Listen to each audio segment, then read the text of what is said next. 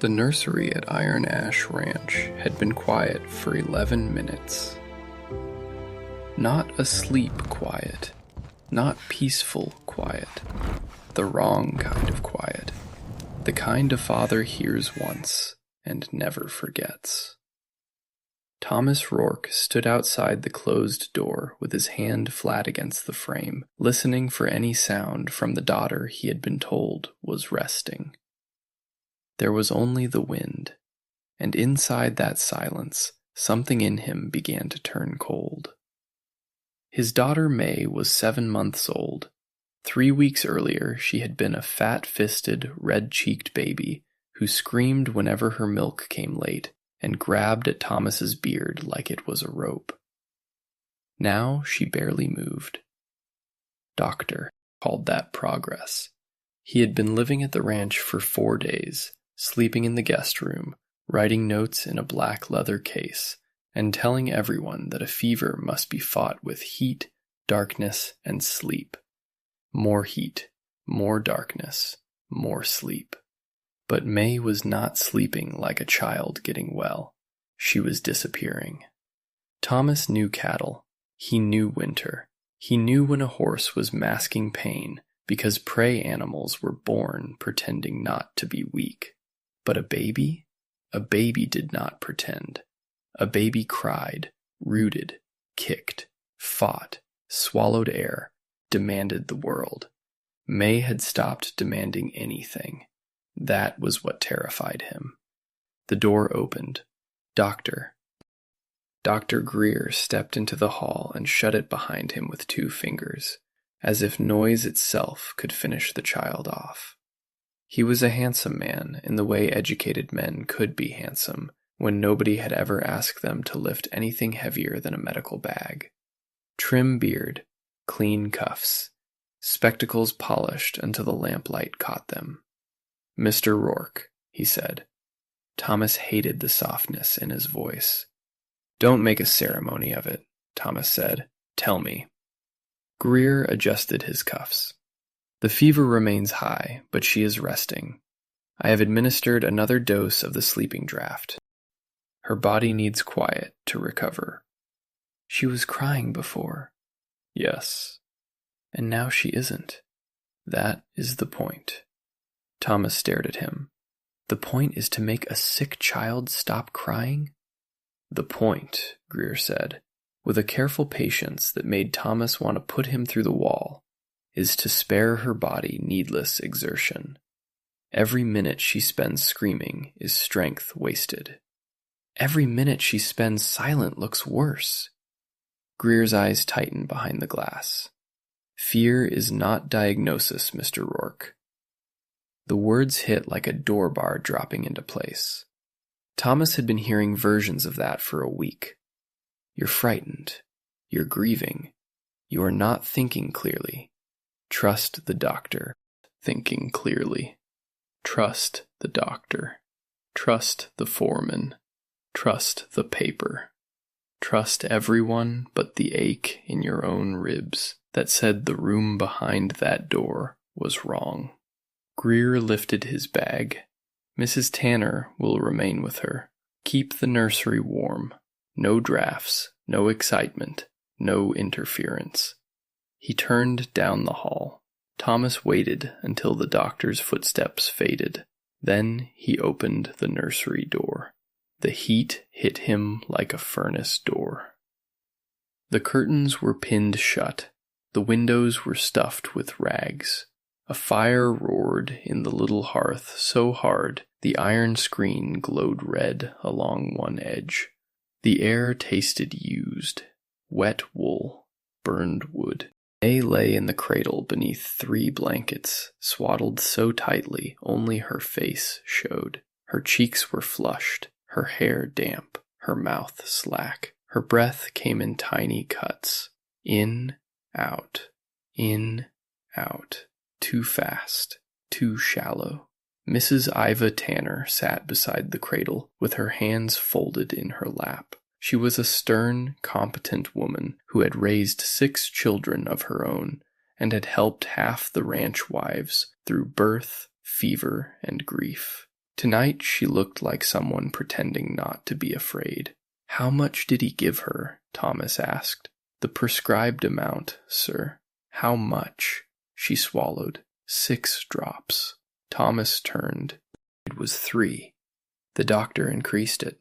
"Did she eat?" "Not much." "Did you try?" "Dr. Greer said her stomach needed rest."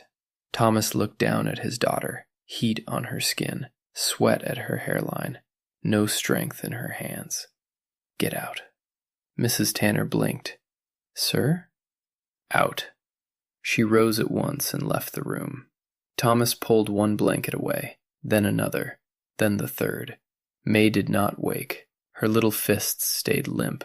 He touched her chest with 2 fingers and felt a pulse fluttering so fast it seemed impossible for anything that small to keep it up. Then the nursery door slammed open. A woman stood there with snow on her boots and a shotgun coat hanging off her shoulders like she had stolen it from a larger man. She was not young, not old either. Weather had made that hard to judge. Her dark hair was braided badly. Her face was brown from sun and wind, lined at the mouth, with eyes too sharp for the exhaustion around them.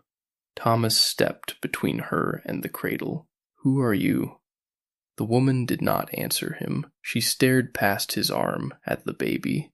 Then she said, "You have maybe an hour before that child quits breathing." Thomas moved toward her. "Get out of my house." "Can't." "I said get out. Clara sent me." The name stopped him harder than a hand around the throat. His wife had been missing for 22 days. 3 search parties had come back empty. The last track of her mare had vanished under fresh snow north of the Gallatin Break. After that, there had been nothing. Not a body, not a saddle, not a prayer answered. The stranger reached into her coat and pulled out a small brass thimble tied with a strip of blue cloth. She tossed it to him. Thomas caught it without meaning to. The thimble was dented on one side. Clara had used it for years. Blue cloth was from the ribbon she tied around her hair when she worked in the garden. Inside the thimble, scratched with a needle, were 2 letters. T.R. He could not speak. The woman took 1 step into the room. "My name is Elspeth Ward. Your wife found me at a sheep camp near Wolf Creek. She said if she didn't make it back, I was to come here, put that in your hand, and tell you the truth." "What truth?" Elspeth pointed at the cradle. "That your daughter isn't dying from fever. She's being made quiet enough to bury." Thomas's grief went hot. He grabbed her by the front of the coat and shoved her backward. "You watch your mouth." Elspeth did not flinch. "Hit me after she breathes." Then she twisted out of his grip, crossed the room, and began ripping blankets off May with both hands. "Stop." "No." "I said stop. This room is killing her. The doctor said, the doctor is either blind, bought, or afraid." She opened the curtains. Cold gray light leaked into the room. Thomas caught her wrist. "You don't touch that window." Elspeth looked at him. "Your baby is wrapped tight, drugged hard, cooked in a fever room, and nobody has fed her right in half a day. If the sickness doesn't take her, the care will." She yanked the window open. The cold came through like a slap. The fire guttered, but Elspeth was already at the washstand. She snatched up a cloth, plunged it into the pitcher of cold water, wrung it once, and pressed it against May's chest. May did not react. Elspeth's jaw tightened. She lifted the baby upright, supporting the head, and flicked a palmful of water across May's face. Thomas roared and grabbed for her. May gasped. 1 sharp breath, then another. Then May screamed, not whimpered, not moaned. Screamed. Her whole tiny body arched with outrage, her fists clenched, her mouth opened red and furious, filling that dead room with the one sound Thomas had been begging God to give back: life. He stopped moving. Elsbeth held the baby against her shoulder and let her cry. "Good girl," she whispered. "Make them hear you." The door burst open again. Dr. Greer stood in the hall, white with rage. Behind him came Silas Bell, the ranch foreman, broad-shouldered and calm-faced, dressed as if even a midnight emergency had no right to wrinkle him. "What in God's name is happening?" Greer demanded. Elsbeth looked at him over the screaming baby. "I just undid your treatment. You assaulted an infant. I woke a child you were drugging into stillness." Greer turned to Thomas. "Mr. Rourke, have this woman removed." Thomas opened his hand. The brass thimble sat in his palm. "My wife sent her." The room changed. Not loudly. It was smaller than that. A tightening in Silas's eyes. A pause in Greer's breathing. Mrs. Tanner at the doorway, hand to her mouth, staring at the baby who had been silent for days and was now screaming like she wanted revenge on the whole world. Silas stepped forward first. "Thomas," he said gently, "think. Clara is missing. This woman could have taken that from her. She could be using your grief to gain entry." Elsbeth said, "Clara died 2 days after she found me." Thomas felt the room tilt. "She was half frozen when she reached the sheep camp," Elsbeth said. "She rode with a pistol in her lap because she said the men at Iron Ash would call her mad before they let her prove anything. She lived long enough to tell me where to come and who not to trust." Silas's voice stayed smooth, and naturally she named me. "She named you first." Silas's face held, but not perfectly. Thomas saw it. For the first time in 6 years, he saw the man behind the foreman. Only for a blink, then it was gone. Elsbeth put May into Thomas's arms. The baby was hot and wet and screaming. Thomas held her like she might vanish if his grip changed. Elsbeth leaned close enough that only he could hear. "Choose fast, Mr. Rourke. The paper in this house is lying. The pulse in your hands is not." That was the first true thing anyone had said to him in a week. They moved to Thomas's office, while Mrs. Tanner fed May goat's milk by the fire. Greer protested. Silas advised caution. Thomas shut the office door on both of them.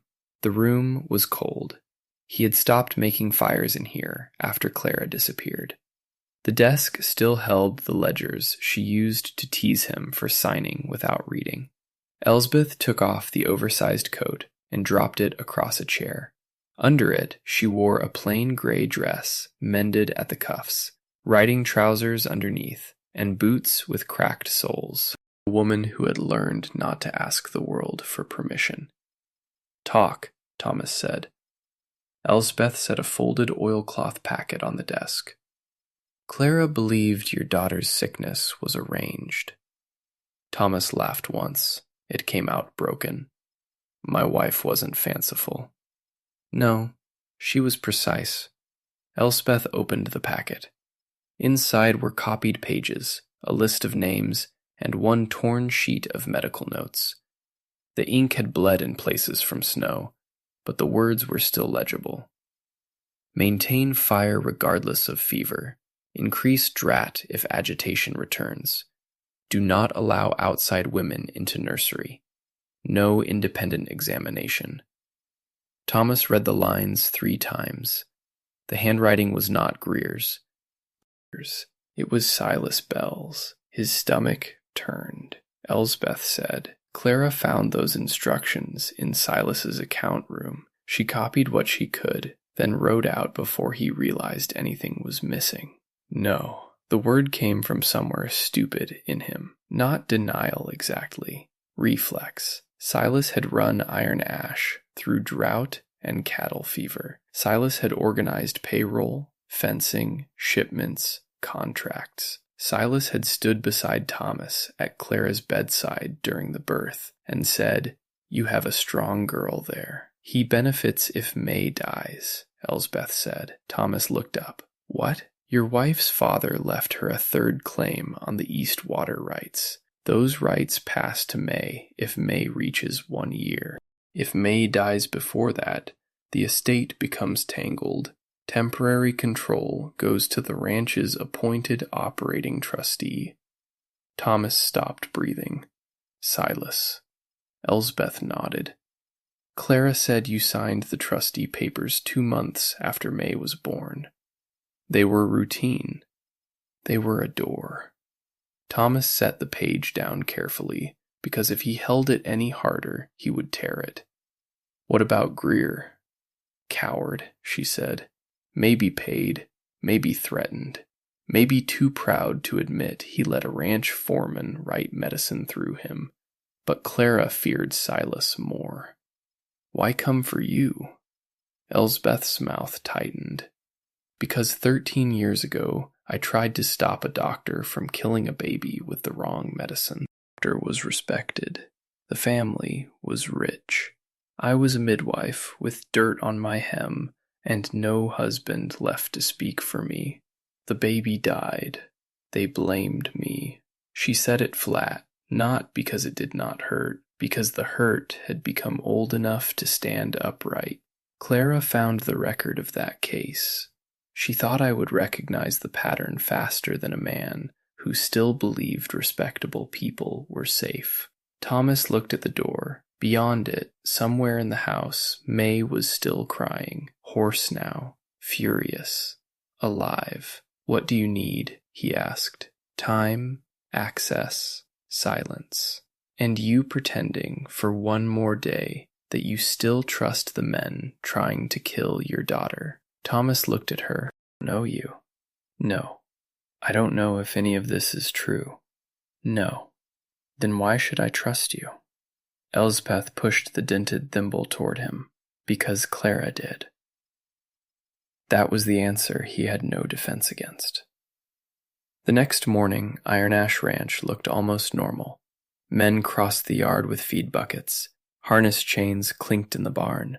Smoke lifted from the bunkhouse chimney in a clean gray line. Normal was the most dangerous lie a place could tell. Thomas found Mrs. Tanner in the kitchen, slicing bread with hands that shook. "How is she?" he asked. "Hungry," the nurse said. "Angry. Hoarse from crying." "Good." Mrs. Tanner looked up quickly. Then she nodded. "Yes, sir." "Good." Thomas poured coffee, though his stomach wanted nothing. "Did the medicine seem right to you?" Mrs. Tanner's knife stopped. "Dr. Greer is trained." I asked if it seemed right. Her throat moved.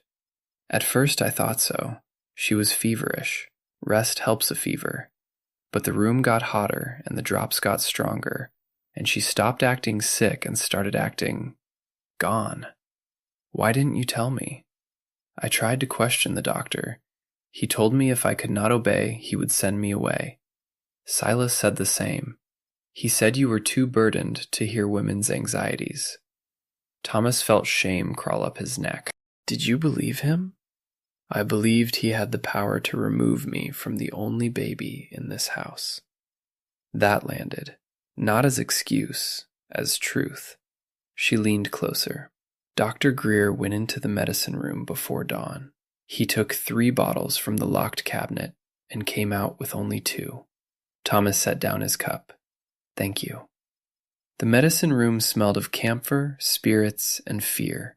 Dr. Greer stood at the cabinet with a bottle in one hand, reading a label too intently for a man who had written it himself. Thomas closed the door behind him.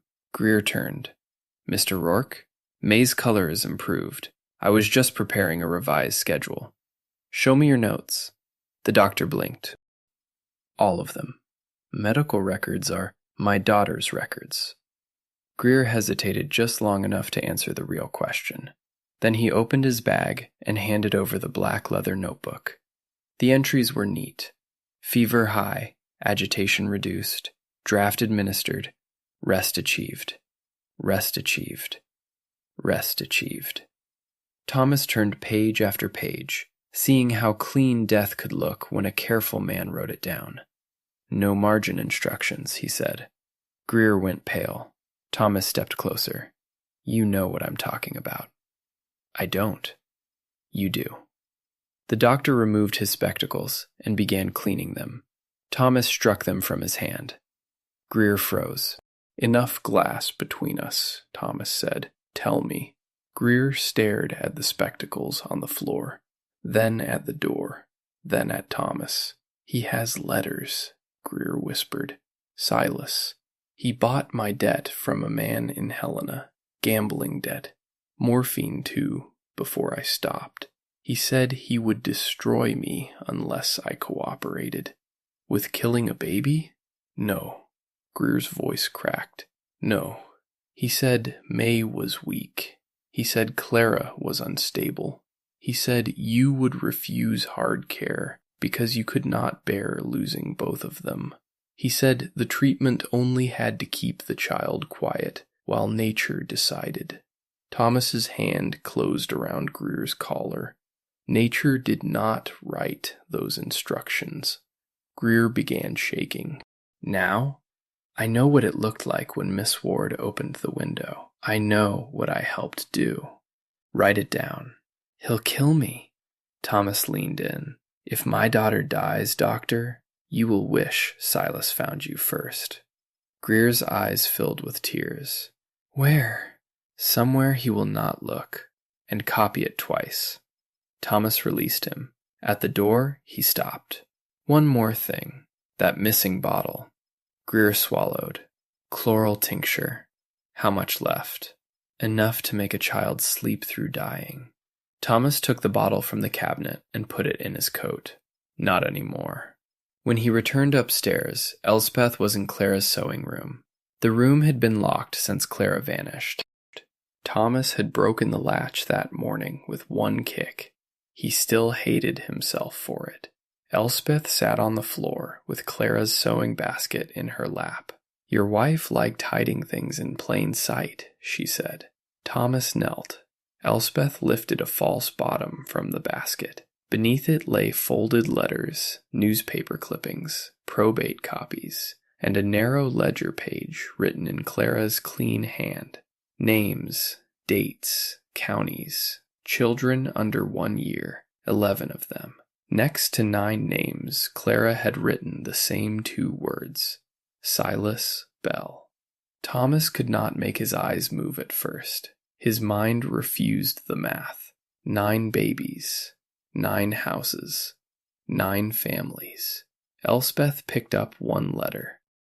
Listen, she read aloud. Dear Mrs. Rourke, yes, Mr. Bell managed our place the winter my son died. He was kind to us after. He helped with the sale papers when we could not pay the doctor. Another letter. Yes, he arranged the physician. Another. Yes, he held the accounts. Another. Yes, he advised us not to seek an inquiry because grief makes accusations unfair. Elspeth lowered the pages. Clara was building a map. Thomas looked at the names until they blurred. How did nobody see? Because each family thought their grief was private. Her voice went quiet. That is how men like Silas work. They do not just kill children. They isolate the parents afterward, so the pattern stays buried. Thomas wanted to take his rifle and walk straight to the barn. Elsbeth saw it. No, he murdered them. And if you kill him right now, Clara's evidence becomes the ravings of a widower who shot his foreman. I don't care. You will when May has to grow up with people whispering that her mother was mad and her father was a killer. That stopped him. Elsbeth gathered the papers. We need law that Silas does not control.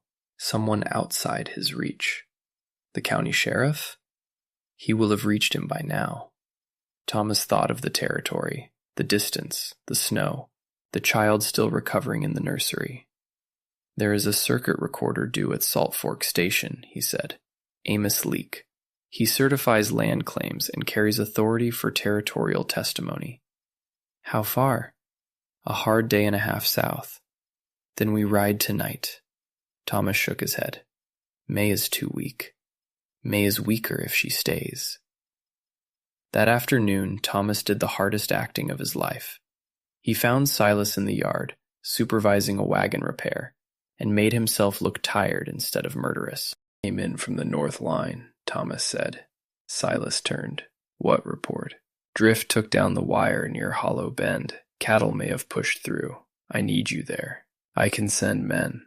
I need you. The foreman studied him. Thomas let anger show. Not suspicion, just anger.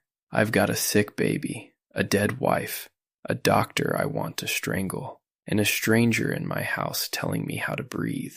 I need the one man I trust handling the ranch. Silas softened exactly where Thomas expected him to. Of course. Take 2 men. Leave now. Silas put a hand on his shoulder. You are doing the right thing. Thomas nearly broke his fingers. Instead, he nodded. See that I am. An hour after Silas rode north, Thomas, Elsbeth, May, and Clara's papers left Iron Ash by the south trail. They did not take the road. They cut through creek beds and scrubbed timber, moving slow enough not to jolt the baby, fast enough that stopping felt like dying. At dusk, snow began falling again. May slept against Elsbeth's chest in a sling made from a torn sheet. Her breathing was easier now, but every hour Elsbeth checked her mouth, her hands, the heat of her neck. Thomas watched each check like it was a verdict. Near midnight, they reached an abandoned stage shelter with 3 walls and half a roof. Thomas got a fire going, while Elsbeth warmed milk in a tin spoon and fed May drop by drop. The baby swallowed, slowly, then greedily. Thomas almost laughed. Elsbeth saw it and looked away before he could feel embarrassed. She is stronger than he counted on, she said. Silas? Men like him always misjudge the people they decide are weak. Thomas stared into the fire. Clara told you about me? She said you were loyal enough to be dangerous. That sounds like an insult. It sounded like love when she said it. Thomas looked down. Elsbeth shifted May. She also said you would blame yourself. She was right. Then she knew you well. Did she suffer? Elsbeth's face changed. Not away from truth, toward it. She was cold. She was frightened for May, but she knew what she had done mattered. She made me repeat the route back to Iron Ash 3 times. She made me swear I would not let respectable men explain your daughter into a grave. Thomas shut his eyes. The fire popped. What did you do with her? Buried her under a split pine above Wolf Creek. I marked it with stones. The grief came low and hard, not loud. There are kinds of pain that do not make a man cry. They simply remove the world around him until only one fact remains. Clara had died alone, and still, she had sent help home. Near dawn, hoofbeats woke them over the fire, while Elsbeth wrapped May tight and slid with him behind a fallen wall. 3 riders passed close enough for Thomas to hear leather creak. One voice said, "Tracks cut south. Bell says the woman took the child." Another answered, "What about Rourke? Grief-addled, dangerous. Sheriff says bring him in if we can." Thomas felt Elsbeth go still beside him. The riders moved on. When the sound faded, Thomas exhaled. "He reached the sheriff," Elsbeth whispered. Thomas nodded and called it kidnapping. They saddled fast. By noon they saw a single rider coming hard from the west. Thomas lifted his rifle. The rider pulled up with both hands raised.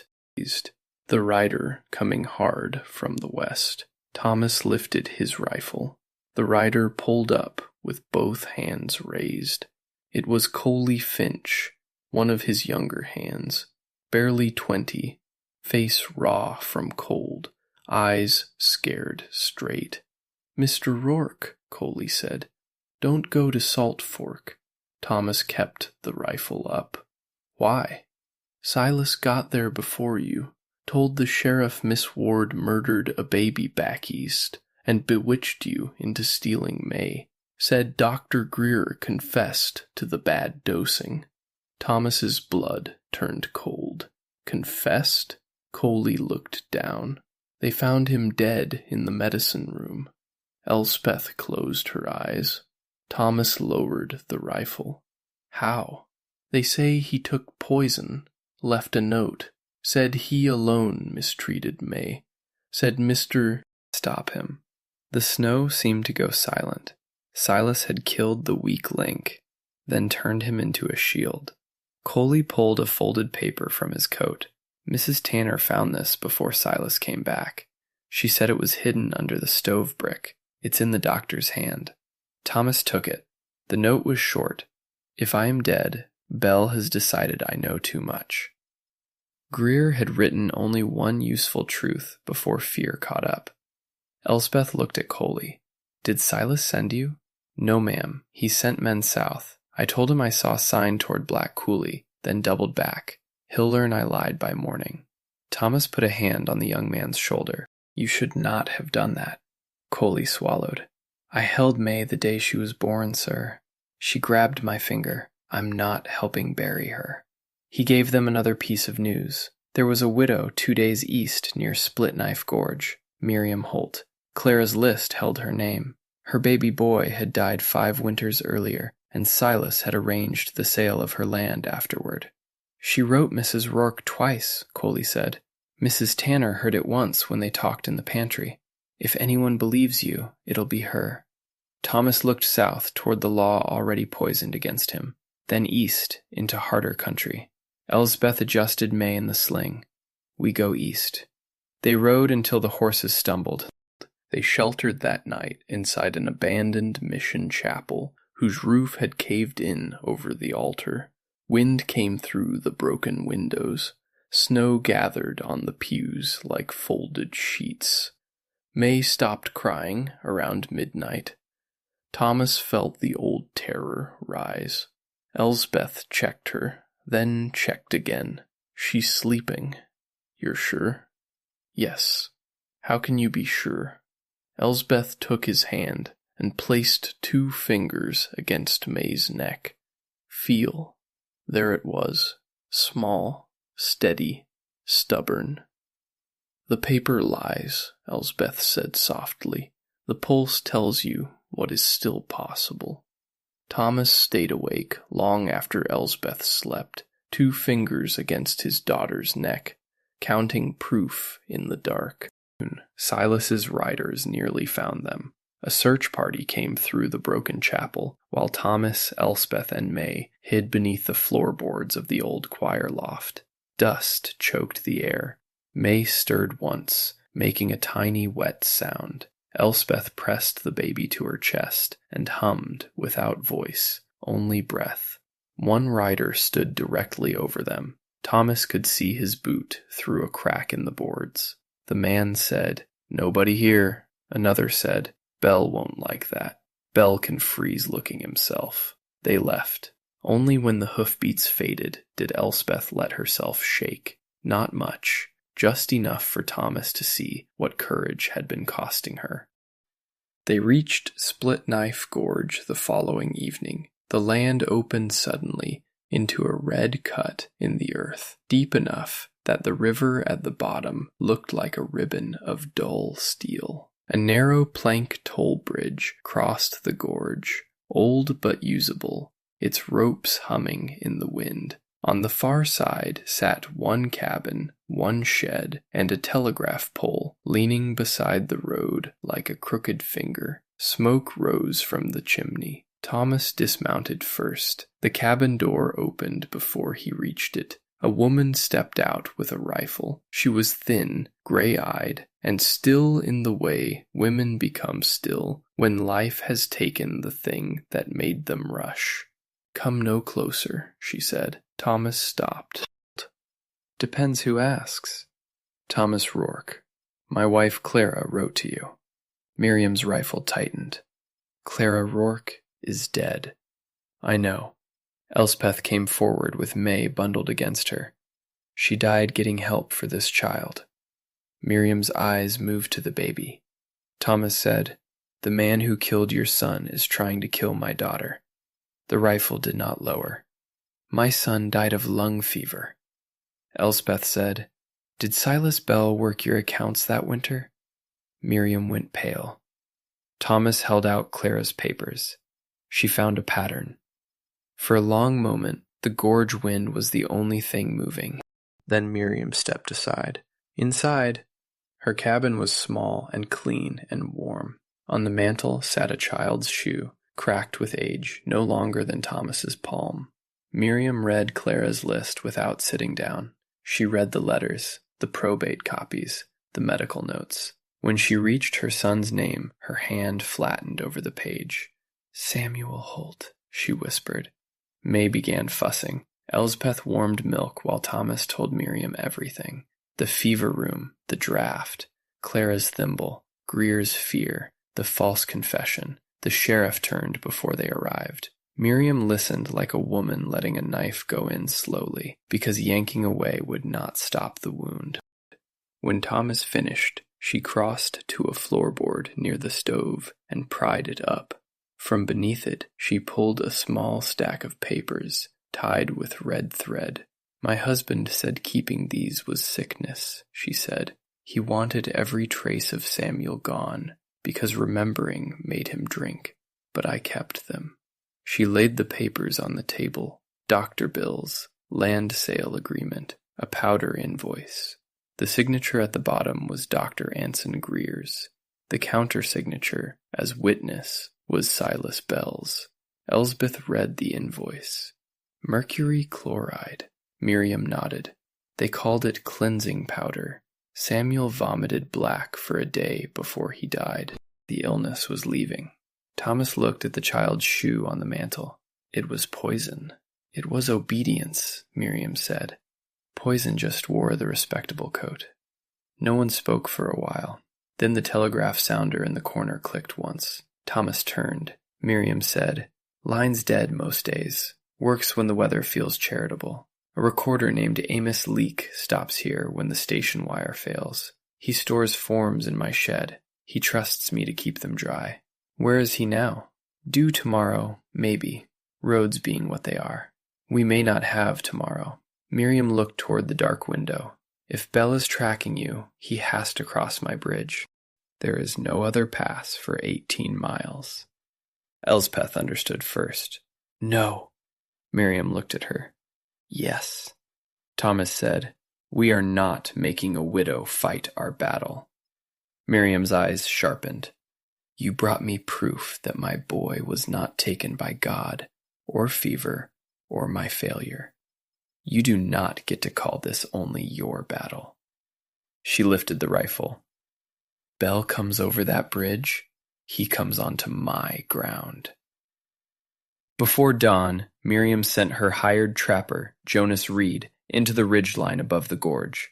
He knew every deer trail within 10 miles and carried a Sharps rifle with the ease of a man who trusted few people and all his weapons. They prepared the cabin, shutters barred, horses hidden in the draw, Sarah's papers sealed in a flour tin and placed beneath loose stones by the telegraph pole in case the cabin burned. Elspeth objected until Thomas said, "If we die, the story still has to walk." She hated him for saying it. He could see that. But she put the papers there herself. Morning came white and sharp. The storm had passed. The sky was brutally clear, the kind of bright that made every rider visible from miles away. Jonas returned just after sunrise. 6 men, he said. Bell is with them, maybe an hour.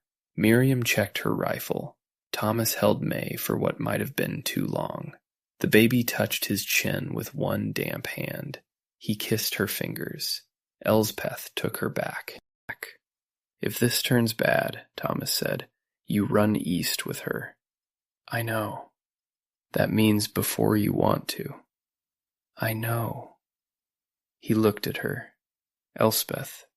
She met his eyes. "I know." Silas Bell arrived at Split Knife Gorge just before noon. He rode at the front, hat low, coat buttoned, his face arranged into the same calm concern Thomas had seen at sickbeds and funerals and contract tables. He stopped on the far side of the bridge. "Thomas," he called, "thank God, we have been worried sick." His voice carried clean across the gorge. Thomas stood in front of Miriam's cabin with a rifle in his hands. "Cross alone." Silas spread his hands. "Bring you home." "Cross alone." The 5 men behind him shifted. Silas looked at the bridge, then the cabin, then the windows. He knew. Thomas could see the moment he understood they had chosen the ground. Still, he dismounted. Pride would not let him send another man first. He walked across the bridge slowly. The planks groaned under him. Halfway across, wind lifted his coat and made him look for 1 second like a scarecrow built out of money and patience. When he reached the near side, Thomas said, "Stop there." Silas stopped 10 yards away. "You're making a spectacle of grief," he said. "No, Clara made a record of murder." Thomas pulled 1 copied page from his coat. He said, "No, Clara made a record of murder." Thomas pulled 1 copied page from his coat. 9 infant deaths, 11 suspect cases, land transfers, guardianship clauses, debt liens, and your name beside every one. Silas sighed. It was almost convincing. Correlation is not crime. Miriam stepped out of the cabin. No, poison is. Silas saw her, and the mask thinned. Miriam Holt. My son's name was Samuel. I remember. Say what you did to him. I did nothing to your child. Miriam raised the invoice. Greer's powder, your witness mark, the sale deed 3 weeks later. Silas's mouth hardened. You were going to lose that property anyway. Your husband drank half the value before the boy was in the ground. Miriam flinched. Thomas saw it and hated him more. Silas continued, and now the smoothness was cracking into contempt. You people mistake timing for cruelty. Weak families collapse. Strong men salvage what can be salvaged. Elsbeth came out then, holding May. Thomas turned. No. She ignored him and walked into the open. May was awake against her shoulder. 1 fist curled in Elsbeth's collar. Silas's eyes moved to the baby. Something in him changed. Not guilt, calculation. Elsbeth said, This is what you mean by salvage? Silas smiled without warmth. Buried under whatever name you were using, Miss Ward. I tried that, and yet here you are, inserting yourself into another family's tragedy. No, she said. I am standing in the one you tried to manufacture. The men across the bridge were listening now. Elsbeth raised her voice. You needed May quiet because quiet babies are easier to explain. You needed Thomas grieving because grieving fathers sign papers. You needed Clara dead because mothers ask questions men call inconvenient. Silas's face went still. Elsbeth took one more step, but Clara left a pulse behind. She lifted May slightly. Us heard it. One of Silas's men called from across the gorge. Mr. Bell, what's she talking about? Shut your mouth, Silas snapped. The man fell silent. Too late. The voice that had managed rooms for 6 years had finally shown the whip under the velvet. Thomas said, Tell them.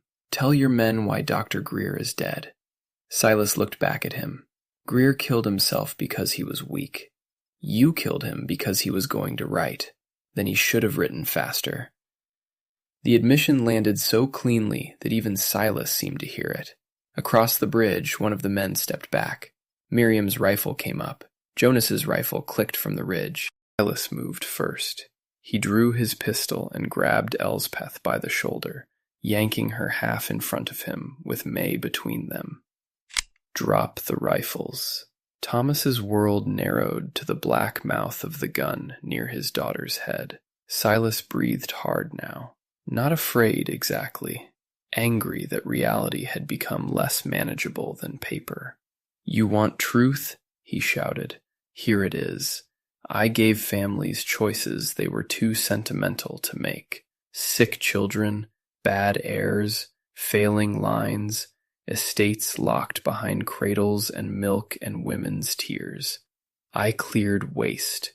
I preserved land where nature made weakness." Miriam said, "You killed babies." "I removed obstacles."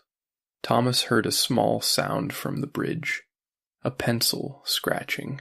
One of Silas's men had taken out a pocket notebook and was writing as fast as his hand would move.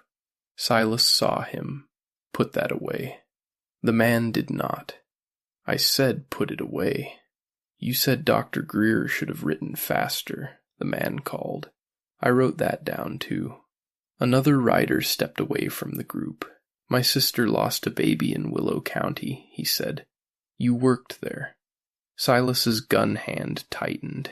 Elspeth spoke very softly. "You do not have enough bullets for every truth ye made." Silas shoved her away. Thomas fired. The shot struck Silas in the shoulder, spinning him hard into the bridge post. His pistol went off wild, shattering a cabin window. Elsbeth fell with May beneath her, curling around the baby before she hit the ground. Miriam fired next. Her shot tore through Silas's hat and sent it spinning into the gorge. Jonas shouted from the ridge, "Drop it, Bell!" Silas reached for his fallen pistol with his good hand. Then a new voice said, "I would advise against that." A rider came from the east trail, revolver drawn. Amos Leake was a lean man in a dust-colored coat with a recorder's satchel strapped across his chest and a territorial badge pinned crooked to his lapel. Satchel strapped across his chest and a territorial badge pinned crooked to his lapel. Beside him rode two deputy marshals. Miriam exhaled once, almost a laugh. "Line worked?" she called. Leake nodded without taking his eyes off Silas. "Your message came through at dawn. Bring law, bring witnesses, Bell coming." It was brief, but persuasive. Silas stared at Miriam. She smiled then. It was not kind. "I sent it while you were still deciding which lie to wear." Leake dismounted and took Silas's pistol. "Silas Bell, I am placing you under territorial custody for the murder of Dr. Anson Greer, the attempted murder of May Rourke, and pending inquiry into the deaths listed in Mrs. Clara Rourke's evidence." Silas laughed, breathless and bitter. "Paper. That is all you have." Thomas walked to Elspeth and lifted May into his arms. The baby was crying again, strong, offended, alive. Looked at Silas. "No," he said. "We have paper now." "But it was the pulse that caught you." The inquiry took 10 days to begin and 6 months to finish. By the end, Clara's hidden papers had become more than a widow's suspicion.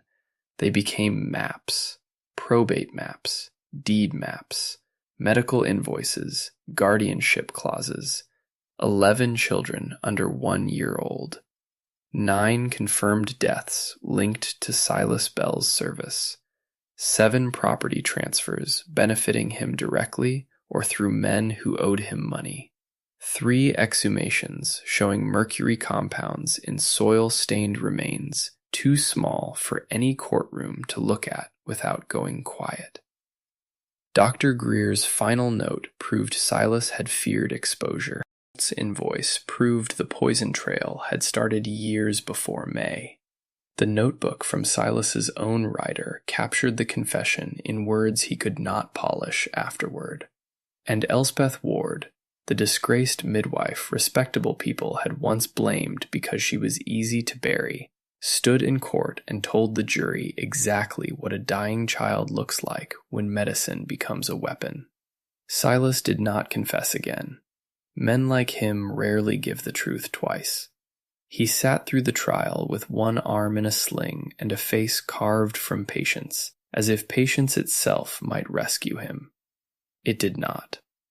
Court convicted him on 7 counts of murder, 2 counts of attempted murder, fraud, coercion, and the killing of Dr. Greer. When the sentence was read, Miriam Holt closed her eyes. Thomas did not. He wanted to see whether Silas would finally look afraid. He did not. That was all right. Fear was not the point anymore. The point was that the paper had stopped lying. After the trial, Thomas brought Clara home. Not her body. Winter and distance had made that impossible for months. But he rode to the split pine above Wolf Creek with Elspeth, found the stone marker, and carried back a little cloth bundle of earth from the grave behind the house, where Clara had wanted to hang a swing when May was old enough. May was 10 months old then, round-cheeked again, loud again, still suspicious of anyone holding a spoon. Elsbeth said that proved intelligence. Thomas did not argue. Iron Ash changed after Silas. It did not become peaceful. Ranches never do. Fences broke, calves died, payroll confused him. Men he thought were loyal left when the trial made the ranch famous for the wrong reasons. Thomas made mistakes, real ones, his own. No man was quietly arranging the world behind him anymore. And for a while that made everything harder. It also made everything honest. Mrs. fiercer with every passing month. She took no correction from doctors unless they had earned it twice. Coley Finch became foreman before he was old enough to think he deserved it, which was part of why Thomas gave him the job. Miriam Holt visited once that autumn with Samuel's little shoe wrapped in brown paper. She placed it beside Clara's grave for 1 hour, then took it home. "I am not done remembering him," she said. Thomas understood.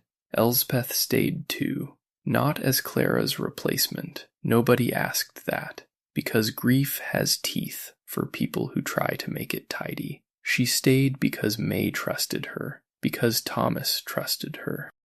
And because one day, while mending a tear in May's blanket, Elspeth said, "I spent 13 years believing one powerful lie could decide who I was.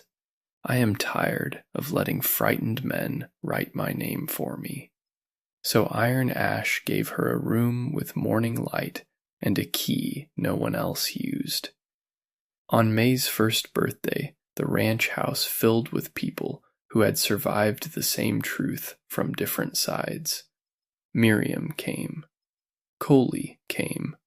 Amos Leake came with papers for Thomas to sign, and a wooden horse for May. Mrs. Tanner baked a cake that leaned badly to the left.